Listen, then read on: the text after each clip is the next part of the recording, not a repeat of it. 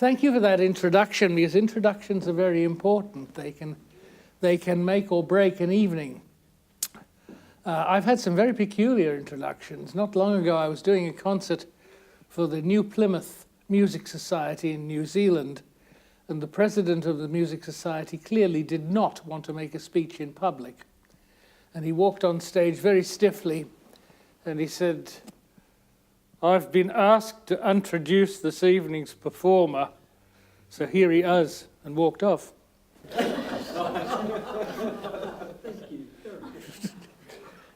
Even stranger, another music society, this was in England, and I was introduced by a very elderly gentleman who was extremely short-sighted.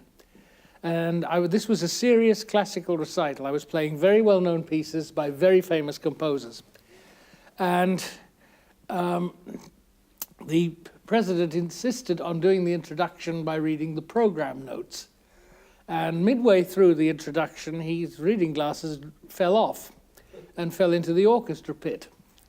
Now, did that stop him? No. But from this moment on, it became clear that the only names in the program that he could read were the ones that were in the largest possible print. This is how he finished his introduction. And so, without any further ado, I'd like to welcome this evening's performer, Mr.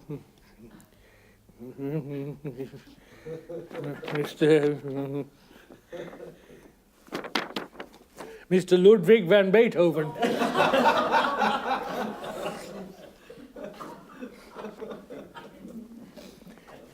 That's what happens at the beginning of a concert. What happens at the end? Well, I'm going to take you back to the 1920s and the Boston Symphony Orchestra.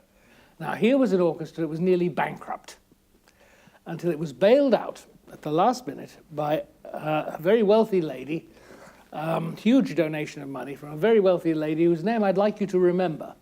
Her name was Mrs. Hotchkiss. Mrs. Hotchkiss. The conductor of the orchestra was a Russian, Serge Koussevitzky, and he felt obliged to thank Mrs. Hotchkiss for her generosity after the performance. Unfortunately, his English wasn't quite up to the task. The concert went fantastically. The audience stood and applauded for 28 minutes.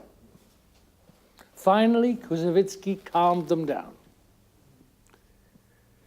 "Thank you so much for that standing ovulation."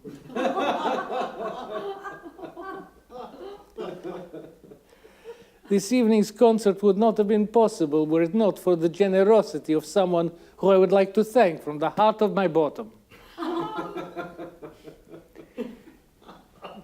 The second half of her name remind me of something I do with wife every night when go to bed, and then again every morning when wake up. So I'd like to say thank you so much, Mrs. Hitchcock.